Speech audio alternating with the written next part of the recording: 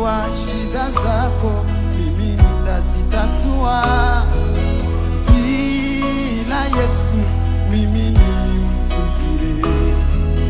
Bila Yesu mimi...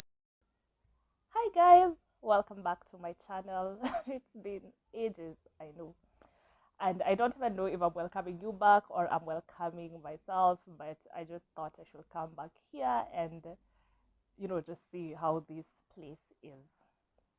So today's video, as you've probably seen on the heading, it's a life update mainly, but it's mostly about my dad, celebrating my dad. So I lost my dad 2 months ago. Today is on the 16th, so tomorrow will be officially 2 months since we lost Mr. Oyola, and it's been quite a roller coaster of emotions for me particularly and my family, but I cannot speak for how they are dealing with this, because grief and loss is such a personal and a very intimate subject, and everyone deals with it differently.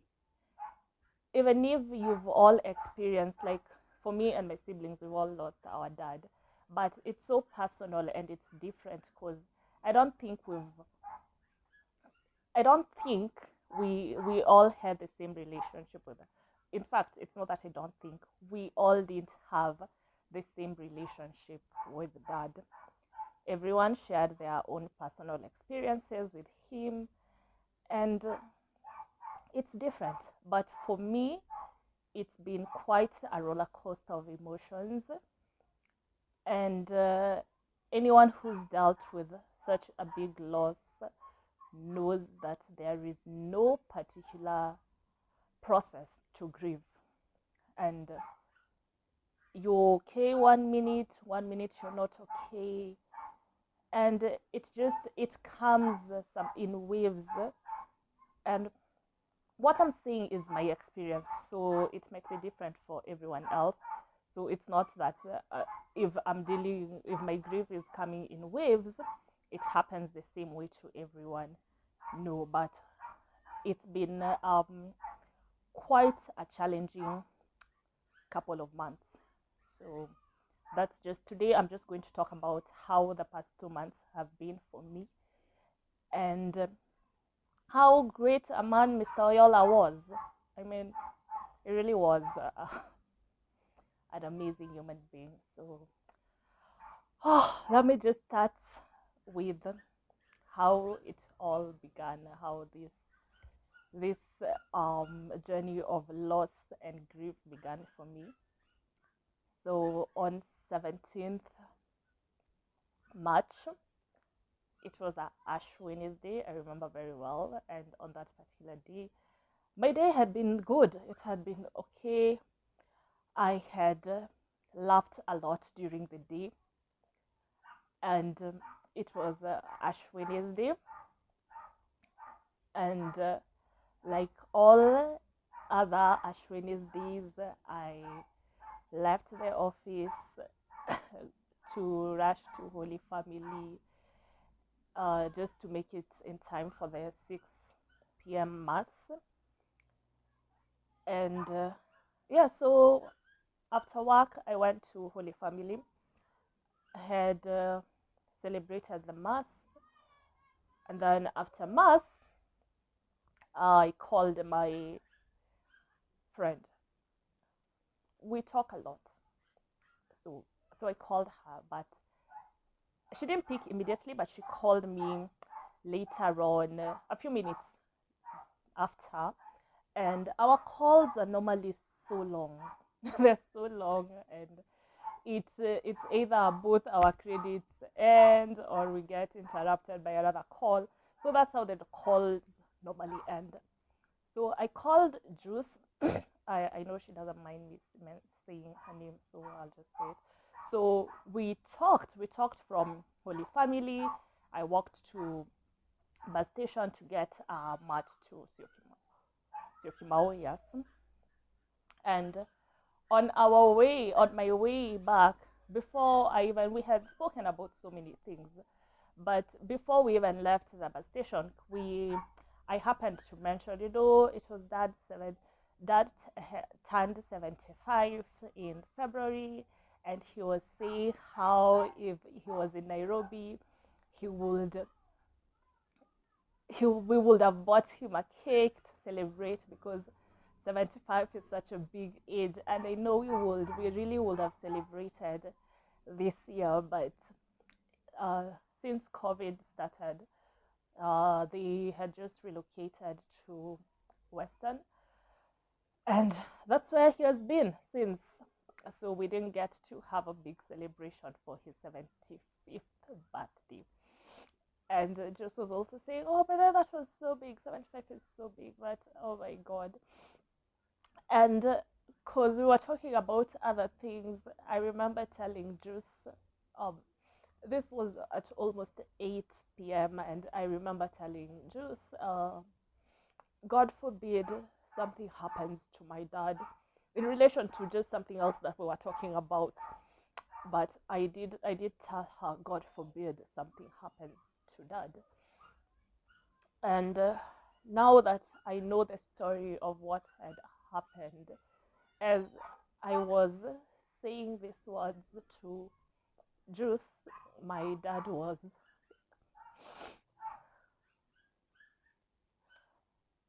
in the process of losing his life. So, yes. And now that I know what had happened, so he was dying around that time when I was talking to my friend. And uh, this is still a very sensitive issue for me, but I think talking about it will help me. So, in that spirit, and before I get to the exciting part of how great dad was, I'm just giving you a background on what happened. So, I got home, had supper, and then took a shower, did my facial routine, then got to bed. And I was just about to, this was at around 10. I was just about to do something on social media, but work related. So I I needed to be in a very positive space. I like doing this when I'm very relaxed. So I had just gotten into bed, and Jay was not asleep, so he was next to me, and I get a call from mom. And she asks me, obviously, I didn't think there was anything wrong, because, yes, we talk at around almost this time, so I just knew either, but I don't know when, so it just felt like a normal call to me at the time. So she says, hmm, hello, hi, um, umelala, are you asleep? And I say, no, mom, I'm not asleep. And she didn't hear. She's like, umelala. No, I am awake. I'm very wide awake. I just got into bed though. Anyway, so she tells me, and I think I'm the only one who, I'm the only child who was explained to this. Like, she broke the news differently, obviously, to everyone, because mom was also, I mean, that's such a big loss to lose someone you've spent 44 years with, almost 45, I think, 45, 46. This coming October would have been 46. So she called me and she says, so you know how your dad has not been feeling well for the past few days, and we were in the process of taking him to hospital, and along the way,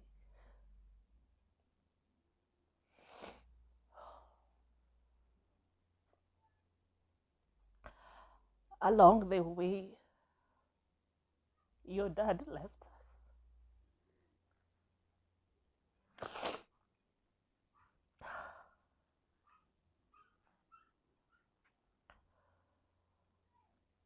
Guys, I don't even remember along the way. I think after along the way your dad left us, I was like, Mom, what did you just say? Said your dad is no more. And in that moment, I just threw my phone and wailed. It was so sharp. It was such a sharp wail that had just come from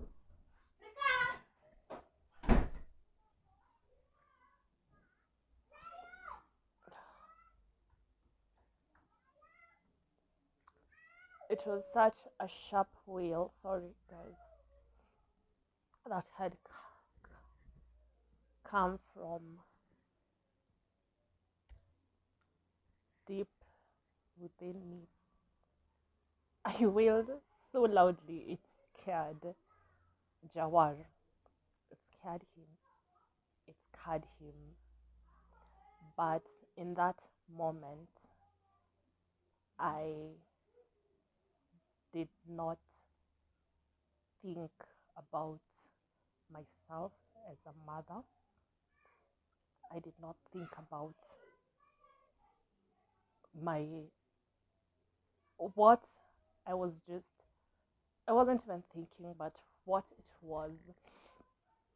I was just a grieving daughter in that moment. So that was on Wednesday. Yes, Ash Wednesday when I had just found out my dad had died. So I called Juice, and I was just still crying. And as I'm crying, I'm telling her, Juice, my dad is dead. Juice, my dad is dead. She's like, what? No, I can't believe it because we were literally just talking about this. I'm just shocked. And I was like, wow, it's too much. It's too much even for me. I don't know how to deal. I've never experienced such a great loss. Hi, guys. Anyway, just is like, okay, fine. You just process this. I'll talk to you in the morning. And at the time, I was chatting with someone, and it was late, so we were just chatting about our own things. And I just dropped this bombshell on him, and I was like, "My dad is dead." And I think for me, saying this to this guys was a way of me also processing it and being able to say it. And I just texted him and I said, my dad is dead. My dad has, and then he, on the other, because this was a shock, guys. No one saw this coming, but I guess we walk with death every day. So, like, what? What do you mean? And I said, my dad has just died. So obviously, can I call you? And he calls me. But we're not having a conversation because you don't even know what to say.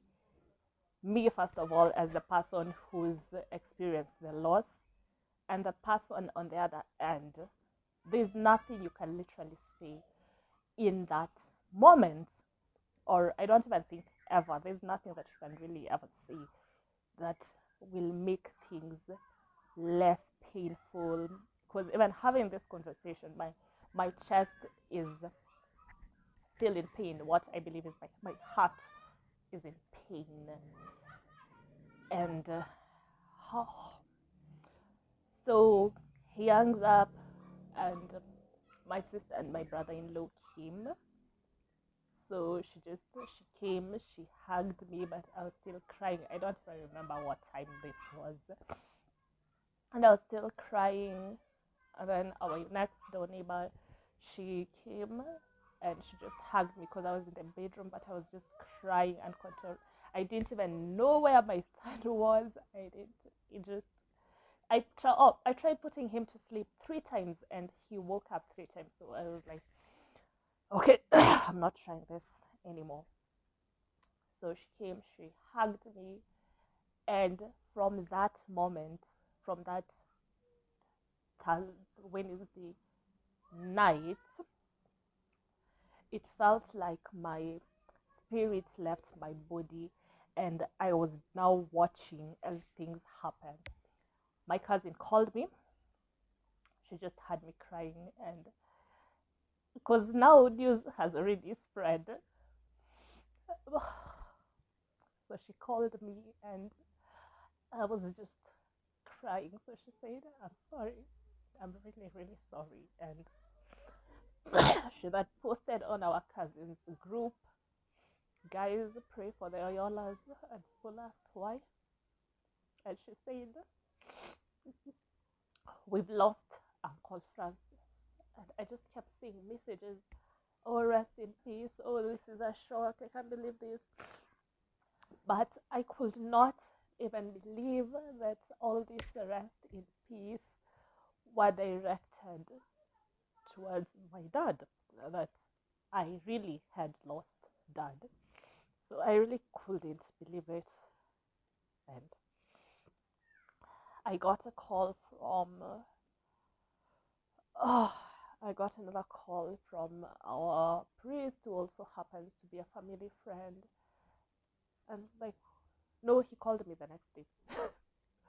Anyway, that night, it was just my cousin, Juice, and that other guy that I was talking to. So those are the people that I talked to at night. So Thursday we have a meeting. We go to Kitengela, my siblings and I.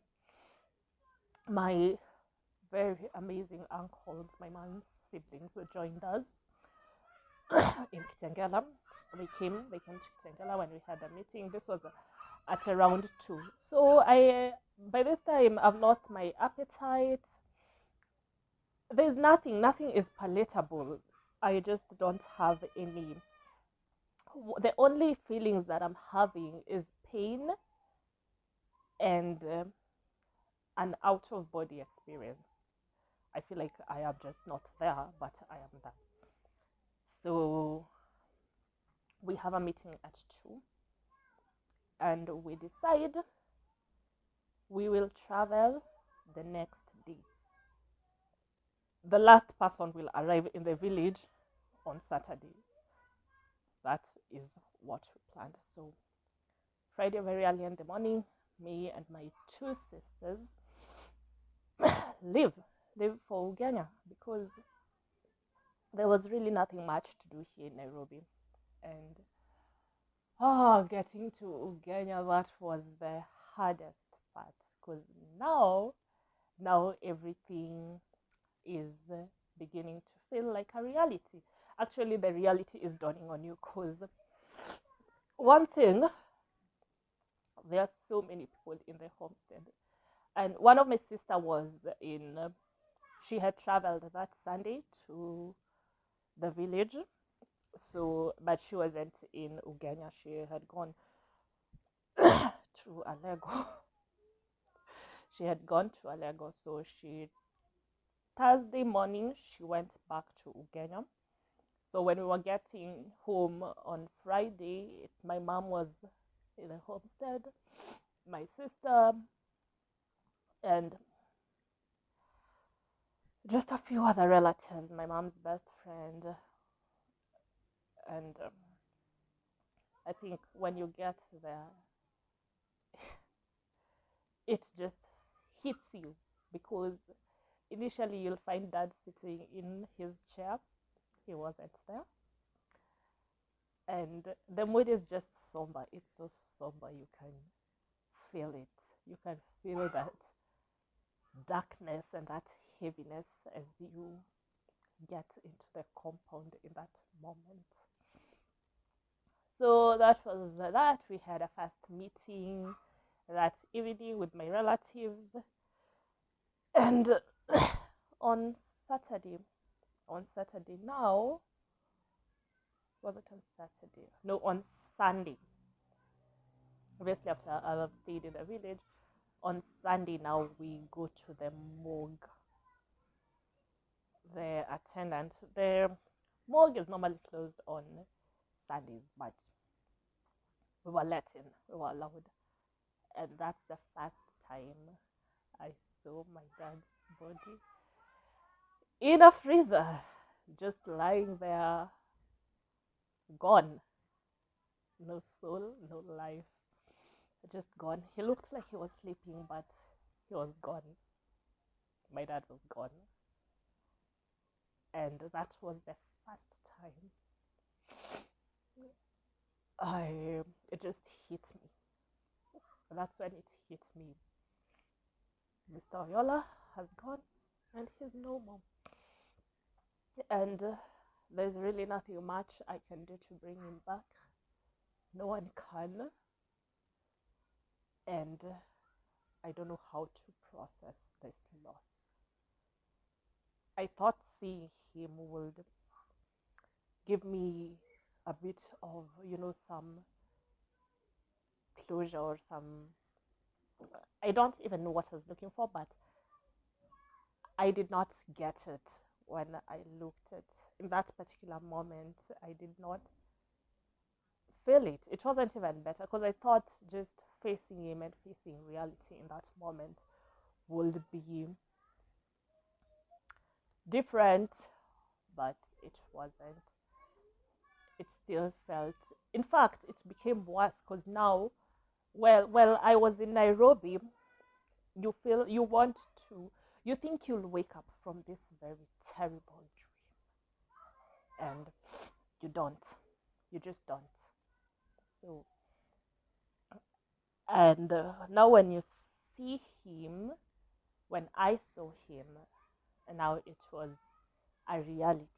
So all the feelings that I was feeling were now heightened because it just dawned on me that I am fatherless. I do not have someone to call dad anymore. I do not have someone to call a father anymore. Okay, so I'll take a break, um, just a breather, then I'll continue on part 2 of the video. So stay tuned. Writing this has to be the most heartbreaking thing I have ever had to do in my entire life. Having to write down how great a father and friend you were is very difficult task for me. Thinking of you as a memory pains me. I am grateful to God for blessing me with you as my father. You've always been there for me, and for this I am thankful. In 2020, I got in the habit of writing down 10 daily gratitudes, and every day I would write how grateful I am for your love, care, and support that you've shown me all my life. In you, I found comfort. When I had bad days, I used to call you, and even though sometimes you didn't know that I am having a bad day, just listening to you made everything better. I remember how you took time to do my homework with me before I went to boarding school. And after I went to boarding school, you took me to school on every opening day and never missed a single visiting day, except for one in high school, but you still came to school to see me a week after just to check up on me. You were very kind in your time, soft and gentle, and effective when it came to discipline. The last time we spoke, you told me not to worry. You will be fine. I want to believe that these are the words that you wanted to comfort me, and know in my heart that you are indeed fine. I don't know how to live without you, but I have to find strength for myself and your namesake Jawar. Thank you for loving us unconditionally. I am glad that despite the fact that we knew we loved each other, we made sure we affirmed this by saying it whenever we could. Blessed be the angels that you live on in my heart and in Jawar for your life.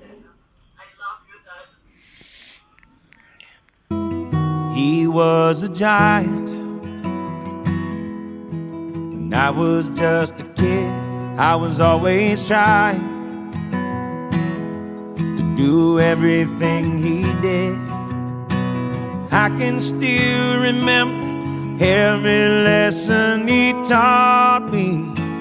Growing up, learning how to be like my old man.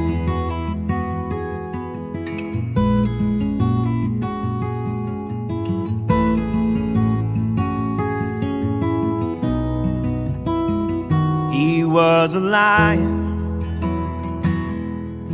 We were a father's pride, but I was defiant when he made me walk the line.